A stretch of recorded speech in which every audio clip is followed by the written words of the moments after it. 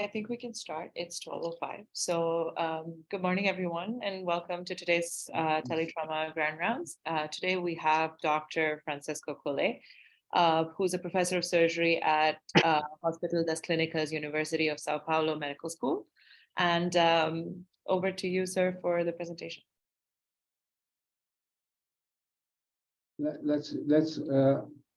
I have to go to the initial presentation. Okay, let's go. Good morning, everybody. I go to show a case. It's a case is different case because I participate on the second part of the case. This case for me is very important because sometimes we have discussions about foul chests and what to do if you have to fix it or not fix it, and when to fix it, and how to evaluate this patient. So I can see you a 30-year-old man. He's a blunt trauma. He has a collision of a motorcycle against a wall. It's night. He was running the motorcycle and then collision against the wall. He's come to the hospital by pre-hospital basic life support. There is no doctors in this ambulance. So the collision against the wall, he has signs of fell chest on the right side, right shoulder fracture. His airway is clear. They put oxygen mask only. Breath, oxygen saturation, not measured, circulation, normission, blood pressure normission, cardiac rate is 140 BVM, and Glasgow coma score is 30. Patients have the signs of fell chest on the right side and shoulder fracture. Only they put the immobilization on the neck and on the ridge of the board, and put a very simple fixation of the right arm and right shoulder. Okay, on the emergency room, he says his airway is around 20 EPM, saturation is around 80%, 88%. He has a deformity of the right chest, paradoxal movement on the right side, abscess lungs of the right side, and the presence of subcutaneous emphysema on the right side. Blood pressure was 110 by 70 millimeters of mercury, and cardiac rate is 120 BPM. Glasgow coma score is 30. He's agitated. This patient is very, very agitated. And his pupil is ochoric and photoreagent. They don't know the patients use some recreative drugs like cocaine or other like this. But we don't know ever at the post-operative they said they don't use, but it has very, very agitated. And the right chest deformity. So what to do when you receive this patient? Dr. Rodriguez, would you like to make comments? Well, I leave me for the last, to let the youngest to speak. I appreciate you do that. Okay, Dr. Hodgman, would you like to go first? Well, if I am the youngest, of course. So this patient clearly needs to be intubated soon. I don't know, you have, without seeing the patient, it's difficult to say if you have time to do a chest X-ray and a pelvic X-ray before, or a FAST. Concern in this patient that will create problems for an intubation if he has any signs of a tension pneumothorax or if he has a pericardial tamponade. But in the controlled chaos that is the emergency room, probably I will be doing all those things when I am preparing to intubate and intubate very quickly. Thank you. Thank you, Dr. Hodgman. Dr. Frisbee, would you like to make your comments? Oh, I think that first order of business is his SAT's 88. He's going to need some help. So intubation is probably the first thing I would do too. At that point, then we'll have to find out just exactly what the extent of his injuries are, and you can do that quickly sometimes with a chest X-ray. But if you've got some time, you need to stick him in the CAT scan. But at this point, he needs to be intubated. Thank you, Dr. Frisbee. Dr. Kasim? Dr. Kasim, you're muted. We can't hear you. Good morning, everybody. the first thing I would do is to give this fellow some exogenous oxygen and then observe if there is any changes, the O2 saturation. And the next thing I would do would be probably have an X-ray available as quickly as possible. And then I probably will contemplate whether he should be intubated or he should go to the CAT scanner. So that's the order of things that I would do. Thank you. Thank you, Dr. Kasim. Dr. Rodriguez, would you like to make Oh, your? I guess I'm getting all this now. Yeah. Yeah, I guess we're all saying the right thing. This patient is no hypotensive, but he's tachypnic and hypoxic, I mean saturation. But I agree with my other senior colleague that I will attempt at the same time they're doing a chest X-ray. It would take a few seconds, I guess. You don't have to transport him. Even in the old days, we have this case that you put under the table and to shoot the chest X-ray. I will put some oxygen and see if you get better with that or not, because intubation is not, as we know, a benign procedure. But unless this patient really looks at distress and everything else, and the belligerent is due to hypoxia and everything else, it's a decision we have to take at that moment. But at the same time, then doing, remember, we always do blood gases, and that will help me a lot too, to know exactly in a few minutes what's going on with the oxygenation of this patient. But it could be discussing, put the oxygenation for a few minutes and see how he reacts, or intubate the patient. Both of them. One thing you have to pay attention to, this patient has injury also of the arm, seems to be, and I would like to talk at one point the association between the scapular fracture and wrist fracture and flexion. Thank you, Dr. Rodriguez. Dr. Collet, over to you. Okay, let's go what they're doing. Nobody told me that it put a chest tube. This patient has absent murmur of the right side, has emphysema, and don't need to put a chest tube in this patient. That's one question. I go to progress, but I think it's very important to know what's happened. Do you say that? I didn't see that part. Do you say that in the presentation? Yes. The patient is yes. the Alzheimer. Yes, yes. Long Where is that? sound, right side absent. Sorry. Where does he say that? No. Oh, okay. I missed that. Understand? I'm sorry. Okay. I didn't catch that. And then, so they make sedate, intubate, mechanical ventilation, put a chest tube, put a venous access, and saline. The great problem in this hospital, you don't have a fast exam. Patients not go for the hospital's clinics, but come from other small hospital, then don't have ultrasound, but they have a CT. So they can see the gas blood after the patient was sedated and intubated. You can see here, Dr. Aurelio, you can see the gas. Where is the basic excess? Oh, so theoretically he was not in shock. His basic excess is minus. Okay, all right. Yes, the great problem here, you can see the injuries here for muscle injuries, and then you can see there's a very, very impact. In our around you can see CPK prostaglandin kinase enzymes go up. So it's very important because the patients we have to care with this. So the patients participate, they have a CT. I go to show the CT, and then you can see the chest, you can see the tub, and then you can see what's happening. Here, you can see the CT. Here, you can see the contusion, have a bilateral contusion, but here, on the right side, you're going to see a very important injuries. The injuries can see very, very costal fractures. The fractures was not alliated, they was come into the chest, and then you can see here a pneumatoceles, a very big pneumatoceles, or a laceration of the lung by the costal. Here's the tub or chest tub that was progressed. The drainage of the chest tub only a small link, air link, And here, you can see here,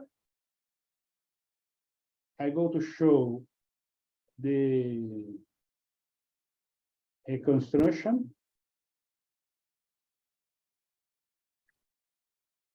Here you can see the reconstruction.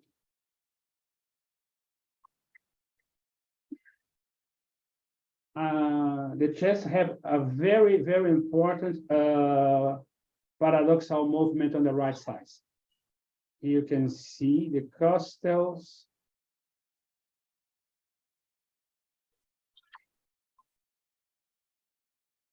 You can see here, you can see very disalliated costals. Yeah. Come from the second on to the 6, 7 costals. And you can see, you go to see on the shoulder. Let's go to show. Here you can see the reconstruction. Here you can see the costals injuries here, here. In the shoulder, you have omoplate fracture or scapular fracture and clavicular fracture. So that's the reconstruction of the CT. You can see these injuries. And now I want to know what to do with this patient. Dr. Collet. Dr. Kasim, would you like to make your comments first?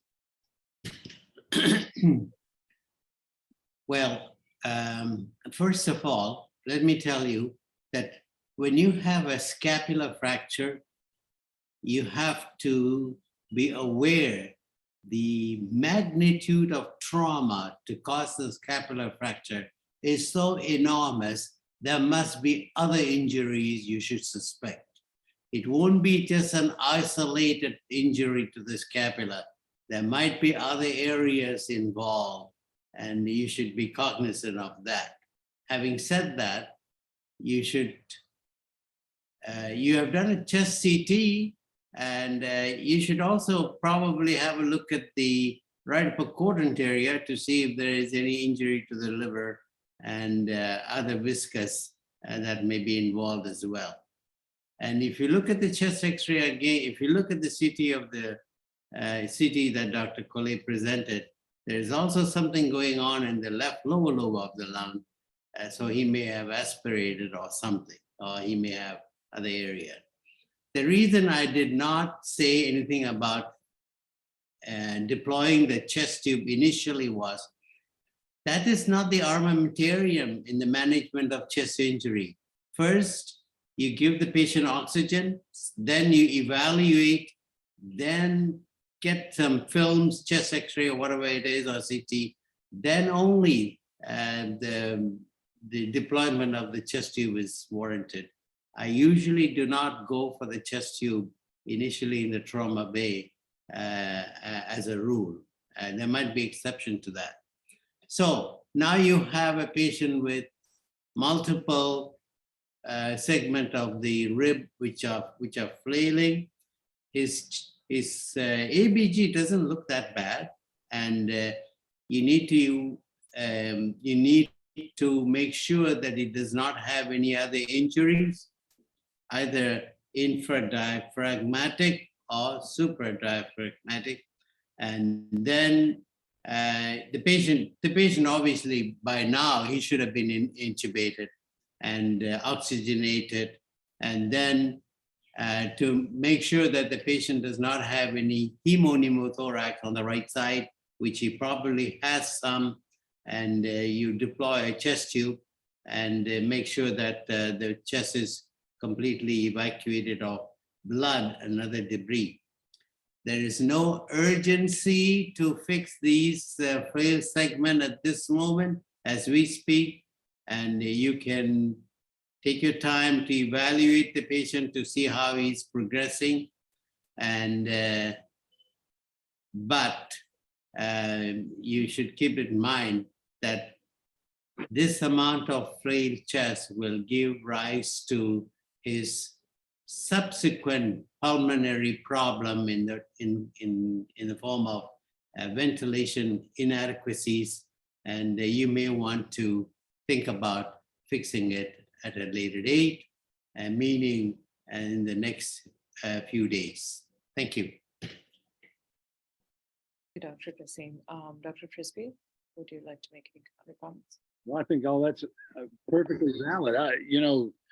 Flail chest indicates a tremendous amount of trauma, and his lungs are contused. If they're not ripped to pieces, they're certainly going to be contused. He's going to collect a lot of fluid, and fluid management is going to be really going to have to be judicious in this patient. But at this point, I think I go along with Dr. Kasim at this point. I think that we'll just put that chest tube in and see what happens to him. I mean, I don't know. He may simply have ripped part of the one of the bronchi and maybe completely leaking, but we won't know that until we get some kind of an evaluation from that tube. But that's my only comment. Dr. Frisbee. Dr. Hodgman, would you like to make your comment? Yes, I'm sorry. I'm covering the ICU and I was answering 2 phone calls. I couldn't really pay too much attention to the CT except to see the very displaced ribs, the clavicle, and the scapular fracture. I imagine that this patient is already intubated. So we see what happens. If he develops a pneumothorax, it needs a chest tube. And this will require surgery, but doesn't require surgery immediately. He has pulmonary contusion, as Dr. Frisbee mentioned. This will get worse over the next 72 hours. So fluid management is important. We need to know if this patient have other injuries. So there is no rush to take this patient to the operating room. But this patient will need, he has a chest tube already. This patient will need surgery for the rib fractures, the scapula, and the clavicle. And usually, this is a bad clavicle fracture. I don't do clavicle fractures, I do the replating. But so this would have been surgical anyway. But I know that if it's the simple ones that many times don't get operated, orthopedics will operate when they are on the same side of a rib fracture because the whole shoulder and side of the chest is very unstable otherwise. So again, so intubate, sort things out, you still have time, and in the first 48 hours, if the patient is doing fine from the respiratory standpoint, think about surgery to stabilize the ribs and the scapula and the clavicle disc. Thank you. Thank you, Dr. Hodgman. Dr. Rodriguez, would you like to make your comment? Interesting. I think most of the places the patient arrived to me in these circumstances, I missed the pneumothorax and the thing that was in there. I was following you. That you lost me, Dr. Francisco. I would do a chest X-ray because X-ray is there. It is faster to do a chest X-ray than to do a CAT scan. Yeah, because the chest X-ray will show me the number of fractures. They will show me a hemothorax to confirm that. Can show me maybe the lung contusion, because as you know, lung contusion can show up 24 hours later. It can be initially there. But the most important, since you show me you jump into CAT scan, I guess, because they never did a chest X-ray, I guess, in this patient. They went to another hospital, came to you, you do a CAT scan. The CAT scan, it was done without contrast. I don't see the aorta. Since I'm the one who will do many aortas, I worry about it. We always wrote a paper that when you have a clavicle fracture, you can have a secondary fracture, you associate it with some degree of ruptured aorta.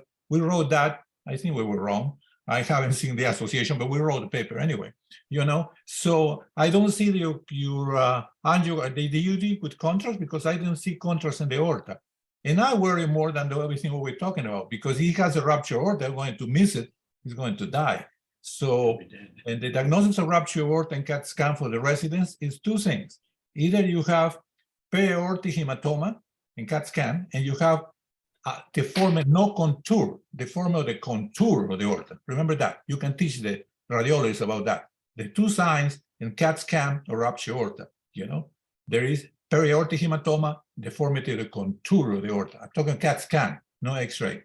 Okay, number 3, For people who never have put chest tubes, and I obviously have put in 40 years of doing trauma exclusively, I have put too many chest tubes.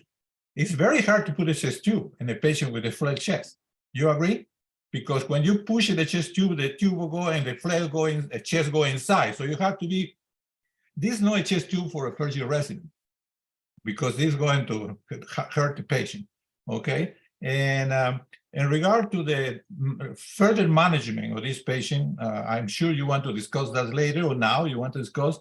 We used to teach residents, don't give too many fluid because the lung contusion is going to get worse.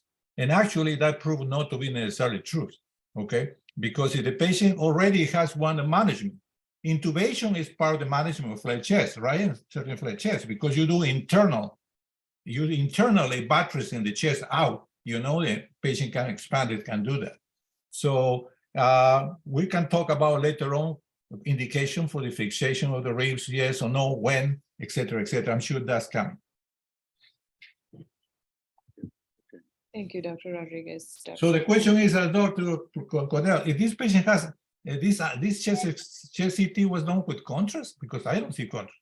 Aurelio, in the first CT, when I see the patient was 2 days after the injuries and the CT, I asked for CT with contrast. I don't put the CT with contrast here, but there is normal. There is no aorta injuries. There is no liver injuries, and there is no brain injuries. The patient has only injuries of the shoulder and the chest. Isolate injuries. It's very difficult to see this in this situation, but it's very that's only what's happened in this patient. Yeah, and let me. You allow me to add another fact. I was reviewing that.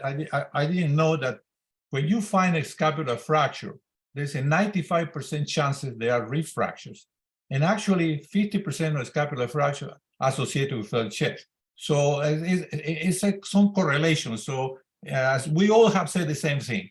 The scapular fracture is a bad thing. You need a lot of energy to break the scapula. So you have to consider in your mind that you can have something else that just the scapular fracture and vice versa. Okay. Thank you, Dr. Rodriguez, for your comments. Dr. Collet, back to you. Okay. Maya, we have questions on In the the chat. chat? Mhm. Yeah. I guess one of the questions, Dr. Collet, is what happened to the patient after the chest tube?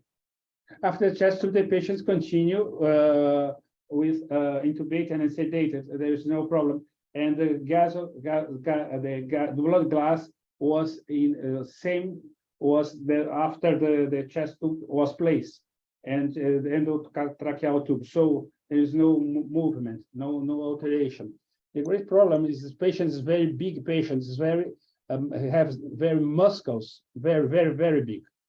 The other questions, I don't know. There is another, Maya.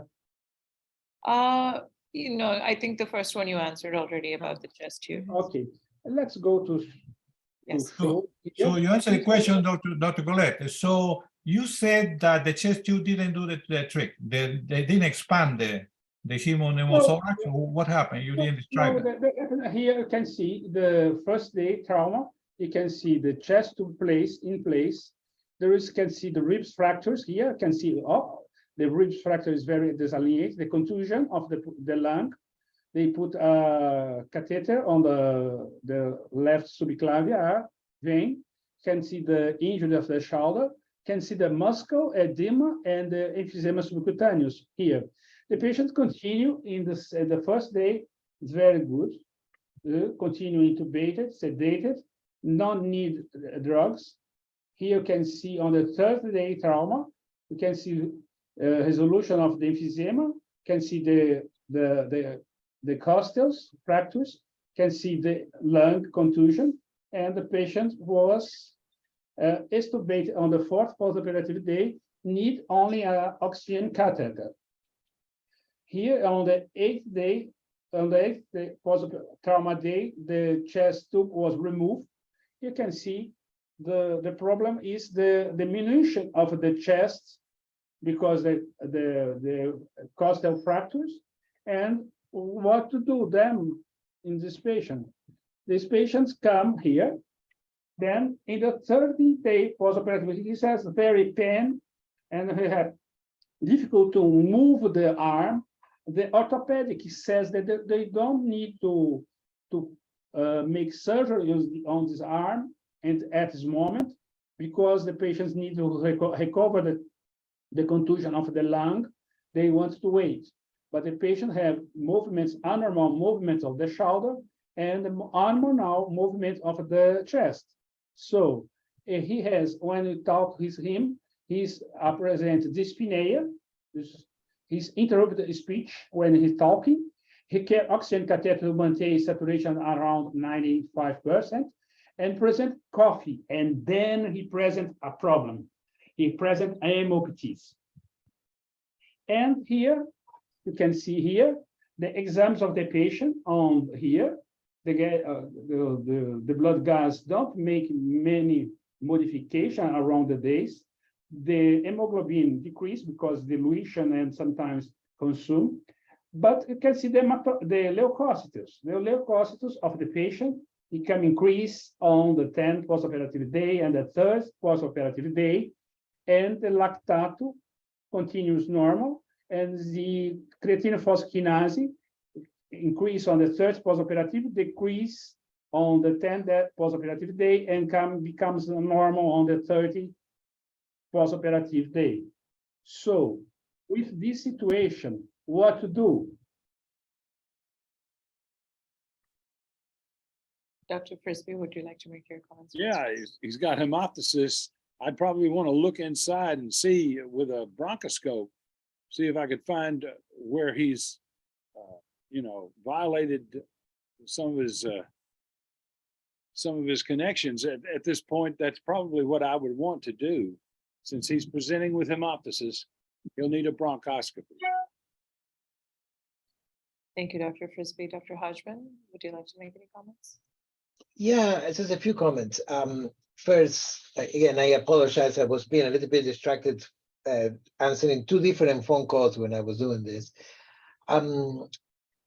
The lung, one of the things, this lung expanded after the chest tube, as Dr. Collet mentioned, but something to keep in mind in a case like this, so severe, if the chest tube suddenly has a big air leak and the lung doesn't expand, one thing to think is, particularly in this high-speed injury, is a bronchial injury, because the cross-section of the bronchus is too big and the chest tube is not enough to get the air out. So this is something that many times gives the warning sign that there might be a bronchial injury, which this guy didn't seem to have. This guy here in Boston, we would have operated for many reasons. The ribs are very displaced. The pain will be much easier to control. A young guy, yes, they can limp along, but at the end they will come back with collapsed chest, collapsed lung, and that's the reason that they need to be fixed. This is kind of like a nightmarish scenario where the ribs are so displaced, and this is the ones I like to do and I don't like to do, because I like to do because it's challenging, but it's also kind of a little bit scary, because I'm always afraid that I am going to connect the ribs like this instead of like this, because they are so displaced that it's difficult to find for sure which rib is which. But this guy should need to be operated, otherwise they will have a significant decrease in the chest volume. They come a few weeks later with a complete collapse of one of the lobes, or sometimes the whole lung. So this has to be done. We usually do it in the first 72 hours. Many of the cases that they have no complications, we do the first 24 hours after operation. And if this guy presents 8 days later with hemoptysis, I think it's probably secondary to the pulmonary contusion. I will repeat the chest CT. The other possibility is one of the ribs, the end of the ribs, cause a lung laceration. So it will be a distal bleed, but the patient will still have hemoptysis.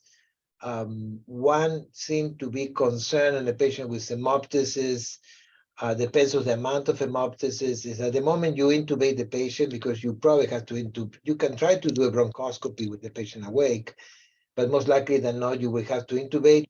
The moment you intubate, you own the airway. If the patient can cough and clear the airway on his own, that's better. The moment you intubate, you need to be prepared that you need to be able to clean that airway completely if something starts going wrong. So I would probably scan him to get a better idea. And after that, plan the surgery and maybe do the bronch at that time to clear the airway. But this patient needed surgery and now continues to need surgery. Thank you. Thank you, Dr. Hodgman. Dr. Rodriguez, would you like to make your comment? Well, a lot of things to talk about this patient. I keep misunderstanding Dr. Collet. I didn't know, like I asked that question if the chest tube resolved the pneumothorax. I didn't get an answer for that, but I think because if the chest tube keep having a leak, there's another problem you have to keep in mind. The hemoptysis could be associated with the lung contusion, is one of the signs of hemoptysis, but if it's big hemoptysis, I'm obligated to do a bronchoscopy, like everybody said. I have done many repairs of, well, dozens of repairs of bronchial ruptures in my 40 years career as trauma surgeon. And I tell you, I'm very disappointed. I mean, sometimes the bronchoscopy doesn't show equivalent what you find when you open the patient to repair the bronchi. By the way, board question in the exam. The ruptured bronchi is 2 inches distal to the carina. Always 2 inches distal to the carina. That's where you have to look, because that's where the bronchial ruptures normally are. Okay, in the bronchoscopy, usually the only thing I see is a little flap to go like this, well, a little flap. But when you open the thorax to repair, it's a big laceration. But in the bronchoscopy, it doesn't correlate. Nobody has said that. I say that because I was involved in many of those. So I'm telling you, there's no correlation between what you see in bronchoscopy. Yeah, you see the injury, but don't correlate and say, oh, little one, maybe we should leave it alone. No, don't leave it alone. Anyway, despite people said if it's more than 30 millimeters, you can leave it alone. Some people put stents. I won't do that. Okay, so I think we're all going to that. Now, the indication for this patient should go to surgery or not, one thing we say in common, which is true, the studies have been done, should be repaired before the 72 hours. If this patient needs to be repaired, should be repaired before 72 hours. We shouldn't wait more than 72 hours to repair this patient. And the doctor agree, I think his doctor from Argentina, can say, you know, you're right, you know, this patient needs to be repaired. Now, I did them at the beginning of my creation, I did put the Judet clips. I don't know if you remember the Judet clips, they were something that puts for a bobbin clip like that. I used the Sanchez Loret, the guy from Barcelona, clips. And then come all these tricky things that they put these plates that, you know, they pay you to do more surgery, you know, the laboratories. But anyway, we did all that, and they are getting better and better. Now, there is a classification, maybe the doctors who do exclusively thoracic surgery can tell you, depends is frontal, lateral, or posterior rib fractures, because they make a big difference. And I want to mention a case so you can remember a mistake, you know. This patient was an Orthodox priest who has, it was a car accident, okay? And when he came, he had multiple rib fractures. Then it seemed like they didn't need to be repaired, okay? He was intubated because he had other problems. And one day, he has a posterior rib fracture, okay? And we didn't pay much attention because it seems to be stable. He was taken for orthopedic to repair a spine, and he put in a special table and was turned a certain way, and he has a cardiac arrest. And he started bleeding, so the chest tube exsanguinated to death. I went to the autopsy. The posterior rib was displaced with this manipulation of the orthopaths, you know, the orthopedic surgeons, that the rib transected the aorta like a horn of a bull. So I'm very scared, and I'm telling you, when you see posterior rib fractures, you have to be concerned because there's a little bit of displacement, and that's another trick that maybe a thoracic surgeon can tell you, you know, that there is a technique to bend a little bit the plate, because otherwise it's very difficult to put a plate when the aorta, the posterior rib fracture is very close to the, you know, to the spine. It's a tricky thing to do, and they recommended to bend a little bit the plate to be able to fit and don't be unstable, you know, the fixation. Thank you, Dr. Rodriguez. Dr. Collet, over to you. Okay, very nice comments. I agree of comments.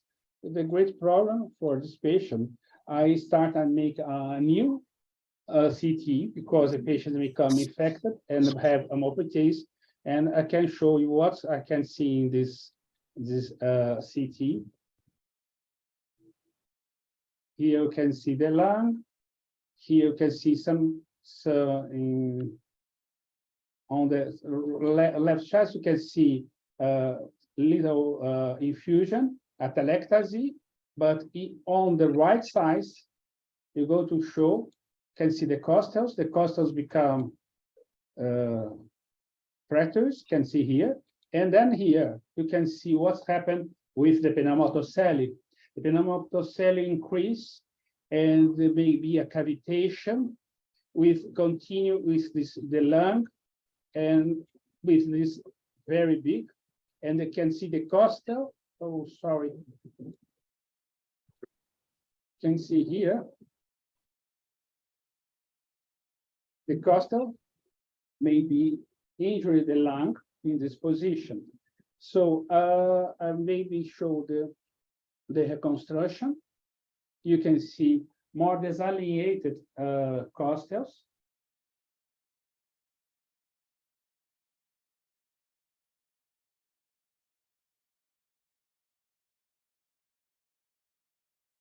Is on the lateral parts of the chest. Here, can see. Yeah. And can see the costals coming inside of the lung area near the pneumatocelli. The pneumatocells have communication near of the bronchioles. So what to do in this situation that I do? I don't know if I have some time for very much discussion. What to do with this condition? I know that Dr. Hosman, you have the same principles that I think. I think that these patients need surgery at the beginning, but it's very difficult to select with the other doctors was working with this patient. So in this situation, I decide to wait. But the great problems now, the patients have already have paradoxal movements, not too great as in the initial assessment 10 days ago, but he continued, and he has hemoptysis, he has become infection, and he need more oxygen and maybe more control. So what to do in this situation?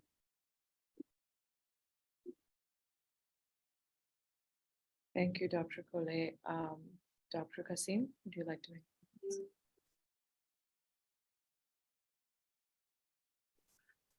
So you have a complicated flail chest, the development of a pneumatocele, and on top of that, I also can appreciate a somewhat,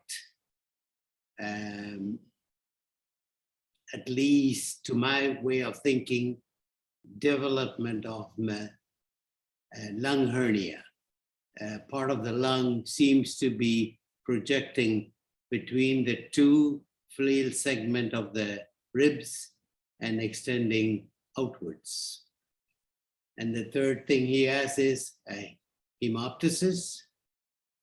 But when you add all these together, he really has a very unstable chest wall. And that's what you should appreciate.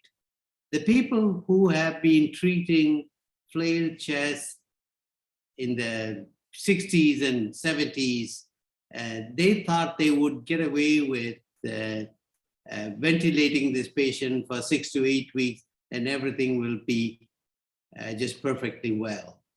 Well, there was a gentleman by the name of Kent Trinkle. I think he was from Texas, probably from San Antonio, if I remember right. And he used to treat these conservatively on positive pressure ventilation and they get patient through. And he had a series of cases presented to the Thoracic Society and he had a 0 mortality. But he failed to mention what happened to these patients as you followed for a number of years. They had extensive chest deformity with accompanying pulmonary problems, and these were never mentioned because the patient, they never followed the patient up for a long term. And then came along in the 70s, the gentleman from Barcelona was in England, and I was working in England at that time, and he came and showed us how to stabilize the chest with so-called clips. And my Sanchez Loret. boss, That was his name, Sanchez Loret. right, my boss took that over and he started using K-wire fixation to the ribs.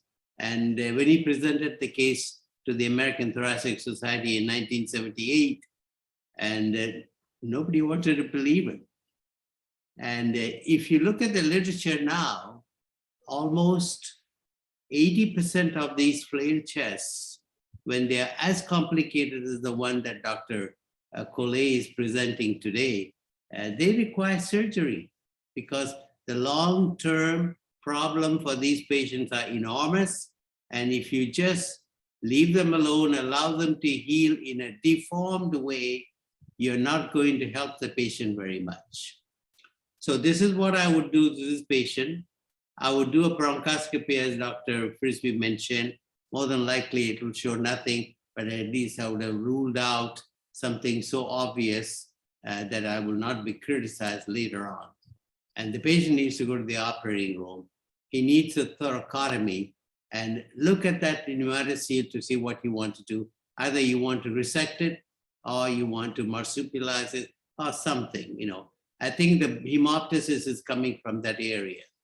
And then go ahead and fix the ribs and ignore the orthopedic surgeon. While you are there, you can fix the clavicle as well. The scapular fracture doesn't need any treatment at this moment. And I think the patient will do very well in the long run. Thank you. Thank you, Dr. Kasim. Dr. Hodgman, would you like to make a comment? No, I don't have too much to add, except just to mention that here, the thoracic surgeons don't do the replating, the trauma surgeons do that. We do 100% of the replating and the standard plating for trauma. This patient needs to go to the OR. Probably he would need some unroofing of that pneumatocyte with just JA stapler. We try to do this most of the time when we go for something like this, we will get inside the chest accidentally trying to get the ribs. So we usually put the scope there and take a look. If in this case, knowing what you have to look for, yeah, definitely we will go inside the chest and take a look. Probably will unroof or resect that area of the lung and fix the rib. The ribs will be a real pain to fix at this time because they are so displaced, and knowing which one is which is really a real pain in the butt to fix the correct one. But this needs to be fixed because, as Dr. Kasim mentioned, otherwise these patients come back 6 months later with a complete collapsed chest and collapsed lung. And it's essentially, we need to have the fractures, the ribs refractured to try to fix them in the right place. A much bigger operation. Thank you. Thank you, Dr. Hodgman. Dr. Frisbee, do you have any comments? Well, after that well thought out treatises, I wouldn't have anything to add except, well, I'll just withhold that. I agree with Kasim and Hoyman. That's exactly what I would do.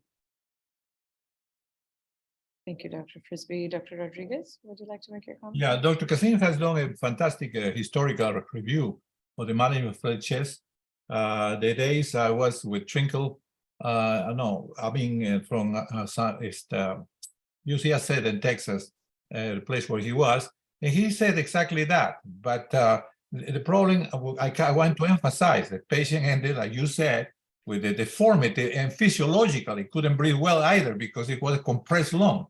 So then we come to the guy from Barcelona, you know, with a clip, very easy to do, you know, Sanchez Loret. Then we come into new technologies, like one we talked at the doctor who just spoke, And the conclusion is, in this case, needed earlier repair. That's what he said, you know. And at that time, they will fix the dermatocele and they fix the ribs.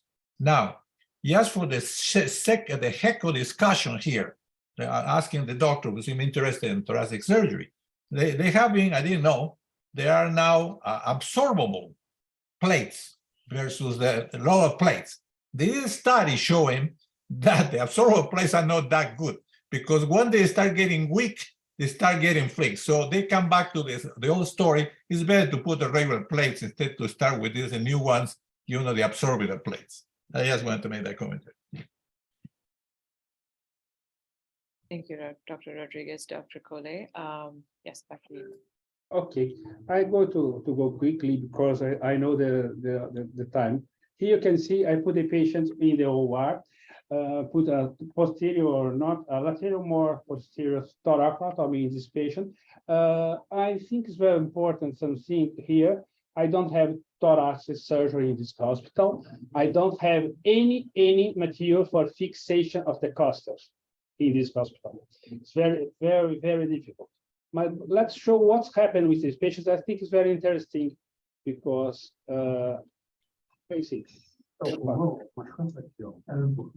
Aqui you can see a big thoracotomy. You can see here, you can see the lung. You cannot see the injuries of the lung, but you palpate on the inferior lobe. It has a condition. It's very difficult. I make a resection of part of the inferior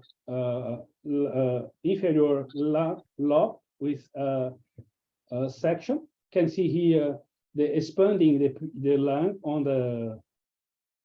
during the surgery. You can see the lung can be very expanding, no injuries can see, no fistula. Here you can see the segment, you can see here. Open the segment, you can see the clots and pneumatocelia, very big pneumatocelia communication with the bronchiole. So I take this out. The patient comes to the ICU. You can see it's not very difficult because when you palpate the costals start to be not consolidated, start consolidation. There is very difficult to movement the costals or the movement of the costals. If you can make try to put some elements to fix this costal, is very difficult. You have to broken them and then put again in the size.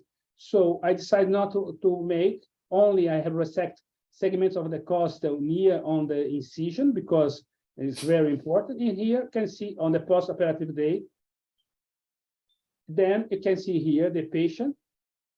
Is the patient on the last Thursday? I can see the patient is around 25 post the trauma day. You can see the patient here. I go to show you. The patient, I ask him to, and you can see the movement, the felt chest may become very, very small at this moment.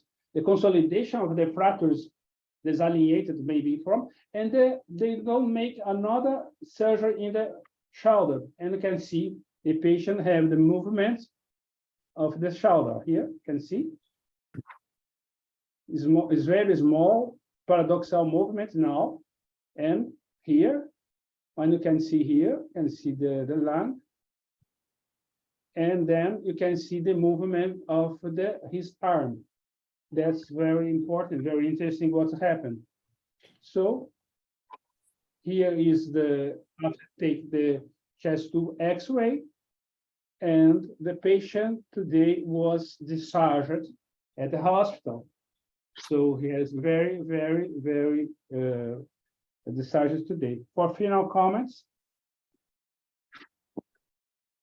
Thank you, Dr. Collet. That was a really interesting presentation. Dr. Hodgman, can I come to you for the final comments first? Sure. Yeah, Dr. Collet did exactly what I would have done, resect that area of the lung. And having done like that, after that, the lung expands well and problem is solved. So I don't have anything else to add. As always, Dr. Collet has the best cases. and Why you, very- doctor, excuse me, doctor, why you were in the chest set? You fixed the lungs, and how about the ribs? You didn't worry about the ribs. Why you didn't fix the ribs?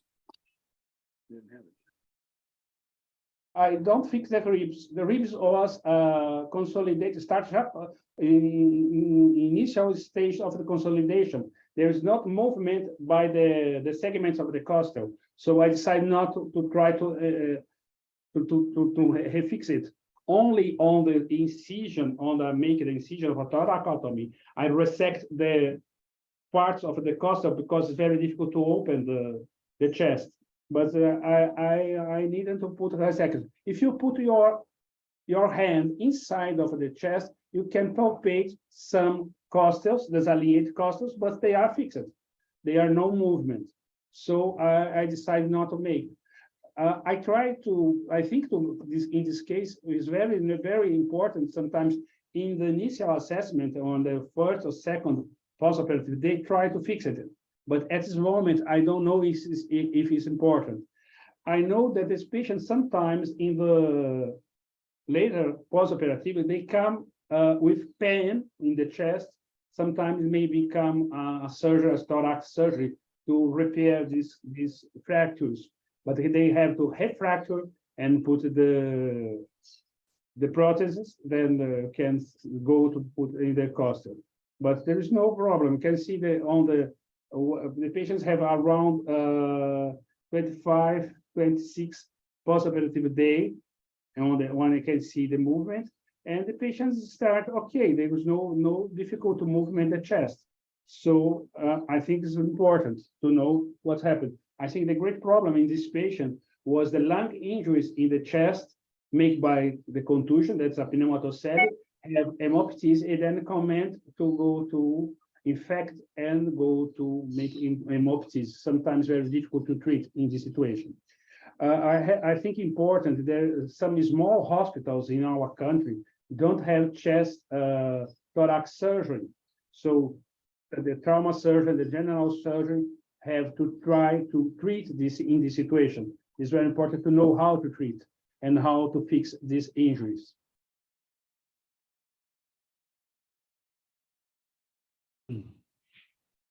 Thank you, Dr. Collet. Dr. Kasim, do you have any final comments? Well, yet again, when you have a master surgeon like Dr. Collet, you have you can expect outcomes like this. And if I were working in an austere situation and I've called upon to manage a patient like this, I would do exactly the same thing. And I would go ahead and resect that pneumatocele, and hopefully that they will have staples available for me to do that.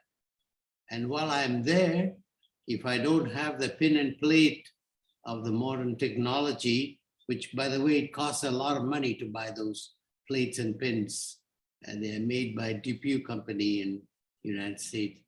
And it's several $1,000s to get the whole set.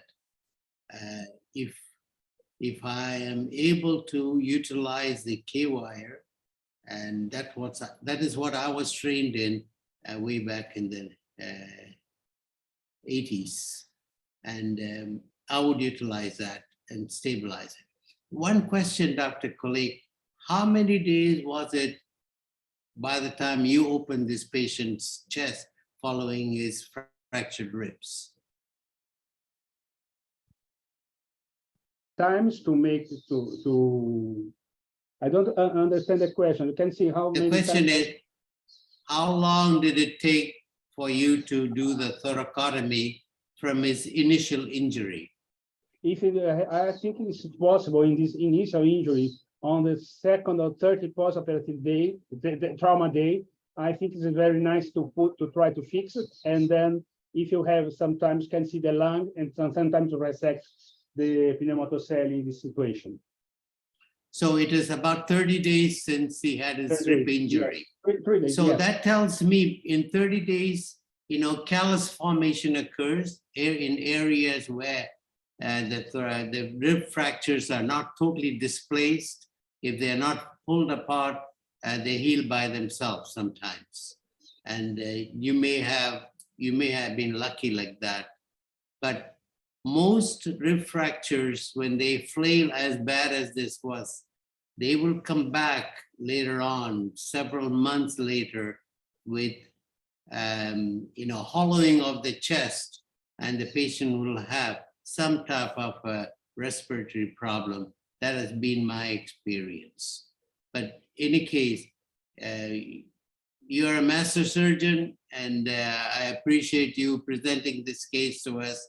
And like they say, there is always several ways to skin a cat, and this is one way. Thank you.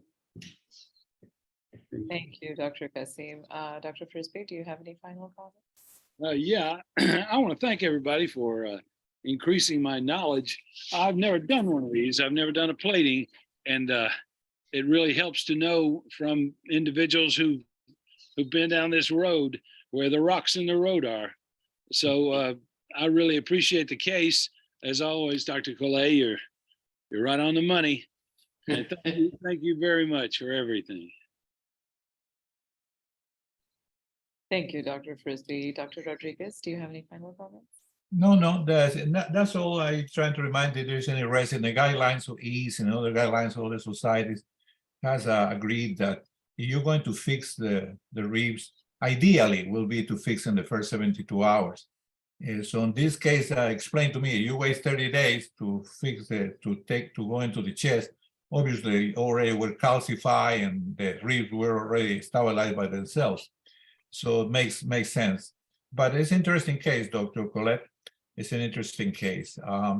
The other, nobody talk about the use of pain, epidurals, is a management for pain in this cases too. And also somebody used a neuroxin liposomal by Pucain, and actually they find out that it's not as good as the anesthesiologists are telling you. That's it. Very good case, Dr. Collet. Congratulations. Thank you, Dr. Rodriguez, and thank you so much, Dr. Collet, for presenting today. I have shared the code on the screen. Thank you. Don't Thank you, forget guys. to send me the code, okay? So I can Yes, don't Dr. claim Rodriguez. anything. I will send to you, Dr. Rodriguez, Oh, don't yeah, worry. promises. De hoy en diante voy a modificar mi modo de vida en portugués. Okay, thank you. Appreciate. Roberto Carlos. See you all next week. Obrigado. Obrigado. Yeah. Yeah.